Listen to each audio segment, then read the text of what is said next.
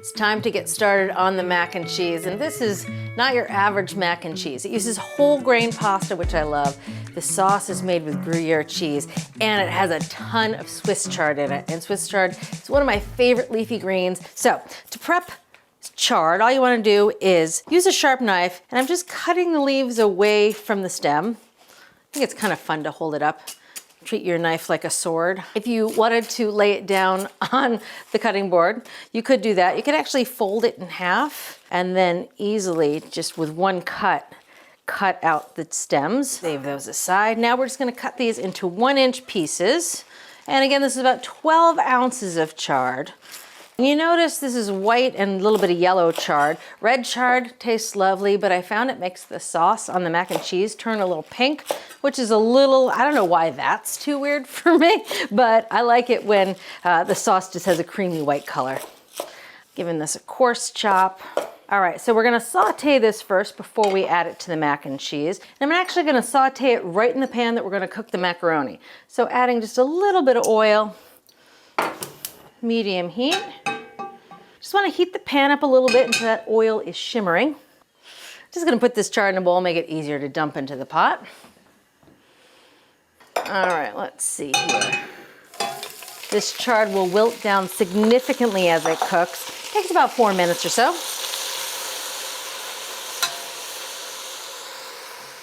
All right, you can see that chard has wilted down significantly. I know.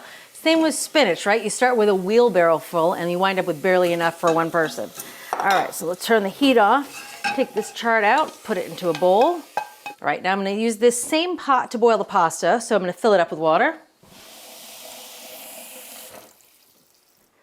Back on the stove it goes. Put the lid on. So while that water is coming to a boil for the pasta, time to talk about the topping for the mac and cheese. Now, this is not a baked mac and cheese. It's a stovetop mac and cheese, which means I'm gonna serve it right from the pot. But I love that sort of toasty crumbs that you sometimes get when it's baked, so we're gonna fake it. So in a little pan, I'm gonna add a 1/4 cup of panko breadcrumbs. Now this recipe actually calls for whole wheat panko, which you can find sometimes, and that tastes great with a whole grain pasta, but couldn't find it the other day, so regular panko it is today. I'm gonna add just a pinch of cayenne and a little bit of oil. We're gonna toast these crumbs right on the stovetop. So onto the stove it goes, medium heat, just for a few minutes until it's nice and golden. Now you wanna keep stirring it, that way all the panko gets evenly browned. All right, it takes a minute or 2 or 3 for it to start to brown, but don't walk away because once it starts to brown, it happens really fast. Oh, there it goes, you can see.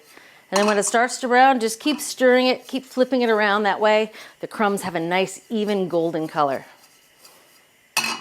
Ah, perfect. Now the other thing to note about the crumbs is they will continue to brown as they cool down a little bit.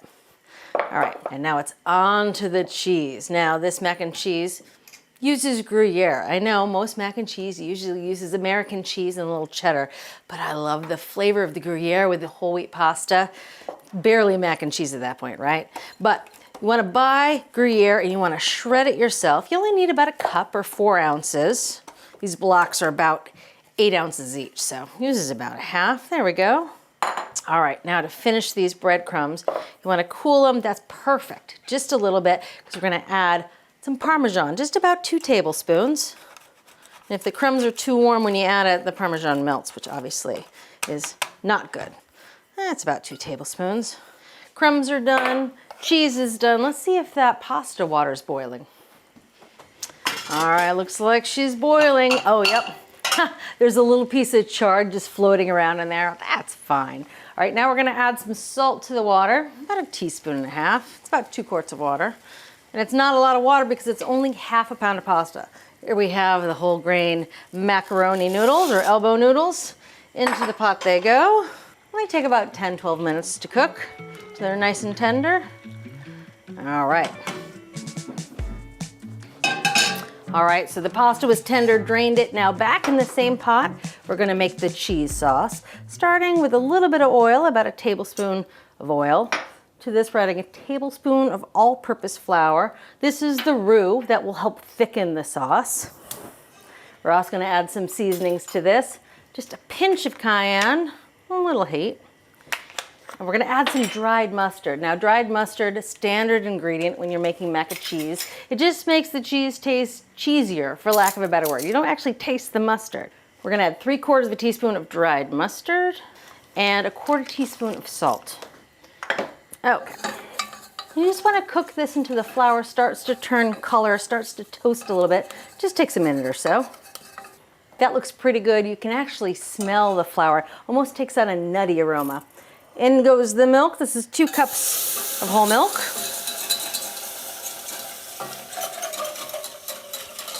All right, whisking all that milk in, making sure there's no lumps. That looks pretty good. I know, it looks pretty liquidy right now, but we're gonna let it simmer for about 6 minutes, let the milk reduce, let that flour thicken it up. Hey, I hope you're enjoying this video, and if you're hungry for more, check out Cook's Country Magazine. It's everything you love about the Cook's Country TV show, packed between the pages of our award-winning magazine. Each issue features classic recipes, unbiased product reviews, and time-saving tips. Subscribe now and continue your culinary journey with Cook's Country Magazine. All right, you can see that milk sauce is simmering away. And what you're looking for is that it changes in consistency. It thickens a bit, almost looks like heavy cream. And I think we are about there. All right, to finish the sauce, we're gonna do it off the heat. First up, through Gruyere. And the magic ingredient, cream cheese. Just 2 ounces. It gives the sauce this luscious feel, and it adds a little zing. Oh yeah. All right, now time to add the Swiss chard. It's been sitting patiently off to the side here. And the macaroni. Let me get it out of the sink. Into the pot it goes.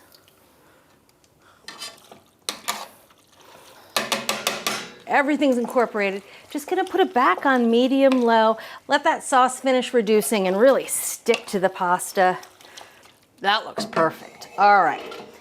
Let's bring this over. Also gonna bring some salt and pepper. Only one way to tell if your food is properly seasoned. That's by giving it a little taste. Just gonna get the sauce. I love this dish. Needs a little bit of salt and a little bit of pepper.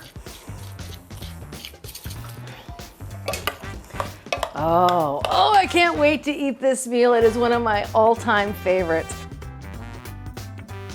A little more sauce.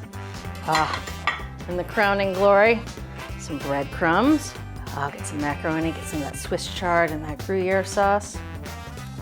It almost tastes like creamed Swiss chard that you mixed with some really delicious whole grain macaroni. I mean, you're not gonna fool anyone. This is not your average macaroni and cheese, but I much prefer it. It has that deep nutty flavor, and I love Swiss chard. See you next time. Thanks for watching. What'd you think? Leave a comment below and let me know what you're excited to cook this week. You can get today's recipes and more for free at our website.